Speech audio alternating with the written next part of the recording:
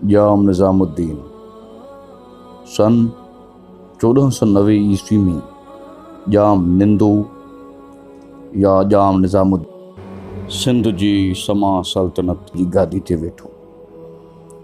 जाम निज़ामुद्दीन निहायत दीनदार हाकिम थी गुज़रियो आहे। नंढे हूंदे इल्म सां घणो शौक़ु रखंदो हो ऐं अक्सर कुतुब खाननि में वक़्तु गुज़ारींदो हो। निमाज़ ऐं इबादत जो पाबंद हो। संदसि ॾींहं में मस्जिदूं निमाज़नि सां भरियल रहंदियूं। कुझु वक़्तु सामोई जे रहण खां पोइ बखर पहुतो। उते जे धाड़ेल बलोचनि खे सज़ाऊं ॾेई पंहिंजे ग़ुलाम दिलशाद खे बखर जो नाज़ुम मुक़ररु करे सामोई पहुतो। हिन जे ॾींहं में रैयत सुख ऐं आराम सां वक़्तु गुज़ारियो। सयाहनि ऐं वापारियुनि खे हर तरह सां सहूलियतूं मिलियल हुयूं। मुल्तान जे लांगाह सुल्ताननि ऐं गुजरात जे मुज़फ़रिया सुल्ताननि सां संदसि दोस्ती हुई।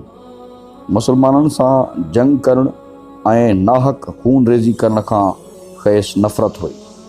जाम नंदो सामोई खां 3 मील परे हिकिड़े कुशादे मैदान में ठठे शहर जो पायो विधो ऐं उनखे 900 हिजरी में पंहिंजो तख़्तगाह मुक़ररु कयो।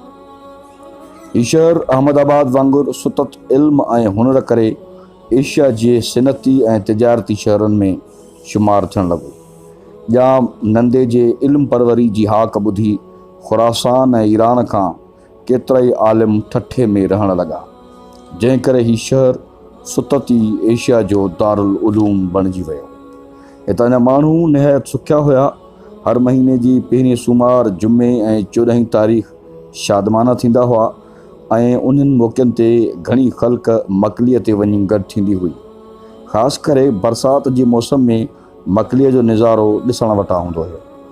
जाम नंदे जो वज़ीर लकदेज़ ग़ुलाम दिलशाद ऐं क़बूलियो नाले छोकिरो जो पंहिंजी सम्झ, ईमानदारी ऐं वफ़ादारी करे पहिरियां मुबारक ख़ान ऐं पोइ दूल्ह दरिया ख़ान जे लक़ब सां मुमताज़ थियो।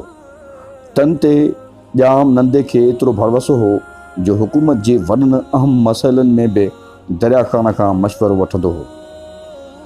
एतिरे क़दुरु जो वफ़ात करण वक़्तु पंहिंजे सगीर पुट जाम फ़िरोज़ ऐं ॿिए अयाल जी दरिया ख़ान खे पारत करे वियो। सन 1508 में जाम नंदे वफ़ात कई ऐं संदसि मौत सिंध जी ग़ुलामी जो परवानो खणी आयो।